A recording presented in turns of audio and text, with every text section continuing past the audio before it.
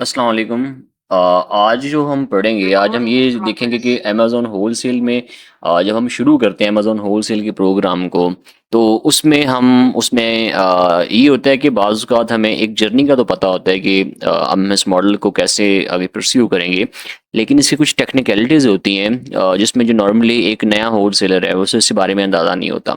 तो आज थोड़ा हम टेक्निकलिटीज़ को डिस्कस करेंगे। और दूसरा ये देखेंगे कि अगर हमने अमेज़न होलसेल करना है और किसी भी मार्केट प्लेस में करना है, चाहे वो यूएसए की है या फिर ऑस्ट्रेलिया की है या फिर यूके की है, तो उनमें हमें किन किन चीज़ों का ख्याल रखना है। सबसे पहले जो होलसेल का मॉडल है, अब अगर हम प्राइवेट लेबल शुरू करते हैं तो उसमें हमें एक प्रॉपर एक उसका एक पाथवे होता है, उसके डिफरेंट स्टेप्स होते हैं, लेवल्स होते हैं, उनको हमें फॉलो करना पड़ता है और उस फॉलो करने के बाद जाके हम फिर अपने जो प्राइवेट लेबल का जो बिजनेस है उसे सेटअप करते हैं। तो पाथवेज क्या हैं? सबसे पहले प्रोडक्ट रिसर्च आती है प्राइवेट लेबल में, उसके बाद उसकी लिस्टिंग ऑप्टिमाइजेशन आती है, उसके बाद लिस्टिंग ऑप्टिमाइजेशन के बाद इमेज ऑप्टिमाइजेशन, यानी कि उसकी SEO optimisation with regarding to Amazon. और उसके बाद फिर हम उससे पीपीसी कैंपेन्स रन करते हैं। तो after a particular time, after some sort of months, तो हमें जाकर उसके जो रिजल्ट्स होते हैं वो हमें मिलते हैं। लेकिन जो होलसेल की जर्नी है वो ऐसे नहीं होता। होलसेल में ये होता है कि हम इंस्टेंटली ही, हमने एक दिन अकाउंट क्रिएट किया है, दूसरे दिन हमने प्रोडक्ट रिसर्च की है, तीसरे दिन उसका सप्लायर फाइंड किया है और चौथे दिन हम जाके उसको अमेज़न पे लिस्ट कर दें और पाँचवें दिन हमें सेल्स आना शुरू हो जाएंगी। होलसेल इस तरह का मॉडल है। लेकिन एज़ अ बिगिनर हमें कुछ चीज़ों का ख़्याल रखना पड़ता है, क्योंकि हमें जैसे कि मैंने पहले बताया कि कुछ टेक्निकलिटीज़ होती हैं जिसमें हमें उतरना पड़ेगा अगर हमने होलसेल का काम शुरू करना है। सबसे पहले ये है कि होलसेल में बेसिकली क्या होता है कि हमारी जो प्रोडक्ट है, कोई भी प्रोडक्ट हमने प्रोडक्ट रिसर्च की, रिसर्च करने के बाद हमने उस प्रोडक्ट को सिलेक्ट किया, सिलेक्ट करने के बाद हमारे पास 2-3 ऑप्शंस होते हैं उसकी सोर्सिंग को लेके। एक तो ये ऑप्शन होता है कि हम डायरेक्टली ब्रांड से सोर्सिंग करें। ब्रांड से sourcing it's of course a time taking, और नॉर्मली जो ब्रांड्स का एमओक्यू होता है वो भी हाई होता है। और जो ब्रांड्स होते हैं वो हमें अलाउ भी नहीं करते कि हम उनके साथ सेल अकाउंट बनाएं, क्योंकि नॉर्मली जब ब्रांड को रीच आउट करते हैं तो ब्रांड्स हमें ये कहते हैं कि या तो आपका ब्रिक एंड मोटर स्टोर हो, यानी कि आपका फिजिकल स्टोर हो, अगर हम पाकिस्तानी ज़ुबान में बात करें तो आपकी एक फिजिकल दुकान हो, ठीक है, या आपका फिजिकल स्टोर हो। या फिर वो कहते हैं कि आप हमसे प्रोडक्ट ले लें लेकिन आप अमेज़न पे सेल नहीं कर सकते। और मोस्ट ऑफ द ईयर जो होलसेलर्स होते हैं वो एक पर्टिकुलर टाइम होता है, वो कोई normally at the start of the year, जिसे हम क्वार्टर भी कहते हैं, तो वहाँ तब अपने वो खोलते हैं अपने जो होलसेल अकाउंट ओपनिंग की एप्लीकेशंस, और रेस्ट ऑफ द ईयर वो एप्लीकेशंस जो होती हैं वो बंद ही रहती हैं। तो होलसेल के अगर हम डायरेक्टली ब्रांड के साथ काम करते हैं तो बहुत कम चांसेस होते हैं कि हमारा उनके साथ जो अकाउंट हो वो ओपन हो जाए और हम किसी ऐसी अच्छी प्रोडक्ट के साथ जाएँ, अच्छे ब्रांड के साथ जाएँ जो कि हमें प्रॉफिटेबल भी हो और उसके जो सारे स्टैट्स हैं वो भी रीज़नेबल हों और वो सैटिस्फैक्टरी लेवल तक हमें एक्सेप्टेबल भी हों। तो अब हम देखते हैं कि सबसे पहले इसका जो क्राइटेरिया है, हमने एक प्रोडक्ट रिसर्च कर ली, रिसर्च करने के बाद हमने प्रॉफिटेबल प्रोडक्ट ढूँढ ली, जो हमें लगता है कि ये हमारे बिजनेस मॉडल को सूट करती है। उसके बाद हमने उसका ऑथराइज्ड डिस्ट्रीब्यूटर ढूँढना है, ठीक है। अब नॉर्मली क्या होता है कि जो अब कोई नया बंदा आता है अमेज़न होलसेल में, जैसे कि मिसाल के तौर पे एक प्रोडक्ट है, हम इसी प्रोडक्ट को ले लेते हैं, ये मेरे सामने है। अब ये डिज़्नी का एक ये है स्टफ़्ड टॉय है एक, ठीक है। तो अब इस डिज़्नी का जो स्टफ़्ड टॉय है ये मुख्तलिफ जो है सप्लायर्स के पास होगा।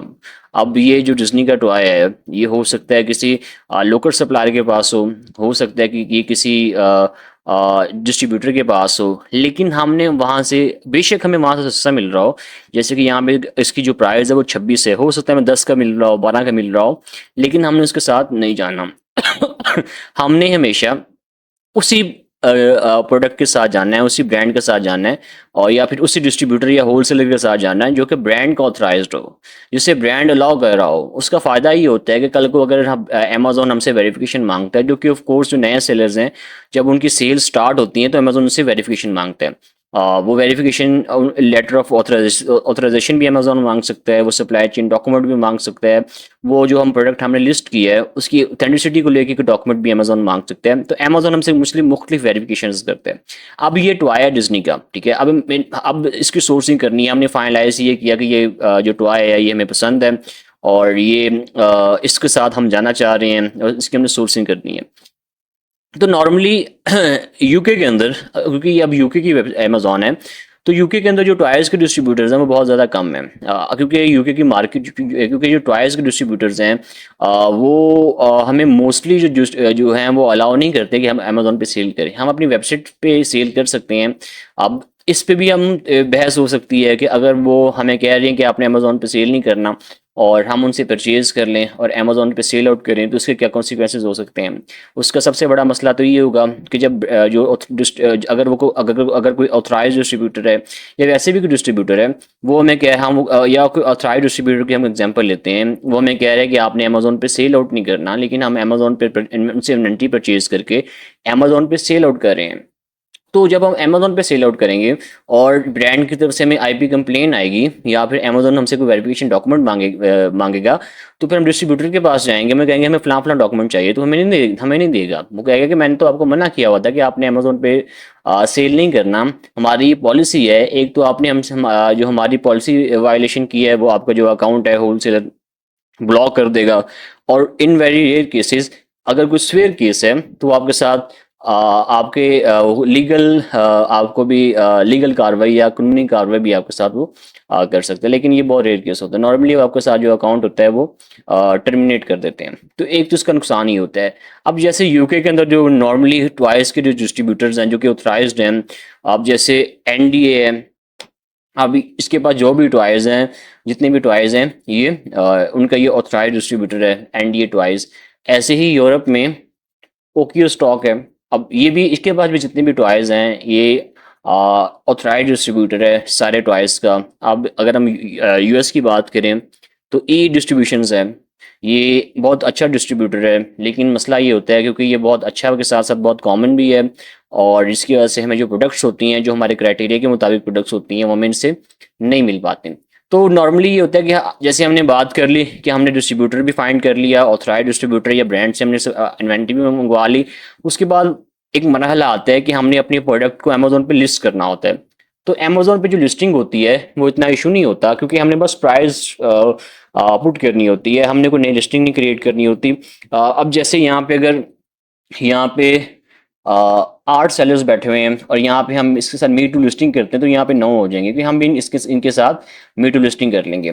तो ऐसे ही इसमें हमें नए सिरे से पिक्चर्स लगाने की ज़रूरत नहीं होती, हमने इसमें नए सिरे से लिस्टिंग करने की ज़रूरत नहीं होती, हम कुछ भी नहीं कर सकते, ना ही हमें जो लिस्टिंग का ऑनर होता है, जो कि मोस्टली ब्रांड्स होते हैं, वो अलाउ करते हैं। तो अब इसके बाद जब हमारी जो प्रोडक्ट है वो अमेज़न पे लिस्ट होगी, उसके बाद जो सबसे बड़ा चैलेंज आता है वो ये आता है कि हमने बाय बॉक्स कैसे हासिल करना है। बाय बॉक्स बेसिकली क्या होता है, अगर हम बात करें इसी हम लिस्टिंग को ले लेते हैं। अगर मिसाल के तौर पे अभी ये प्रोडक्ट है, ठीक है। अब ये जो बाय बॉक्स, आपको कोई भी कस्टमर आएगा, वो सर्च करेगा इस डिज्नी टॉयज को, और सर्च करने के बाद वो इस पेज पे आएगा। तो यहाँ पे जो पहला बंदा यहाँ पे शो हो रहा है, डिज्नी टॉयज यूके, ये बेसिकली ब्रांड है जो कि सेल आउट कर रहा है। यहाँ पे कोई भी सेलर हो सकता है। तो अब ये बाय बॉक्स उसके पास है, ठीक है, क्योंकि फ्रंट पे वो आ रहा है। जो बाकी सेलर्स हैं वो यहाँ पे आएंगे, ठीक है। अगर आपने भी मीडियो लिस्टिंग की हुई है, आपके पास बाय बॉक्स नहीं है, तो आप यहाँ पे शो होंगे, अदर्स में शो होंगे, आप फ्रंट पेज पे शो नहीं होंगे। जो 99% सेल्स आती हैं वो उसी को आती हैं जो कि यहाँ पे फ्रंट पे शो हो रहा होता है। बहुत रेयर केस है कि कस्टमर लिस्टिंग पेज पे आए और यहाँ से ऐड टू कार्ट करने की बजाय वो नीचे आए, बाकी सेलर्स को देखे, प्राइस को वो करे। क्योंकि नॉर्मली क्या होता है कि जिसकी सबसे कम प्राइस होती है वो ही यहाँ पे शो हो रहा होता है, जिसकी सबसे कम प्राइस होती है वही बंदा यहाँ पे आ रहा होता है।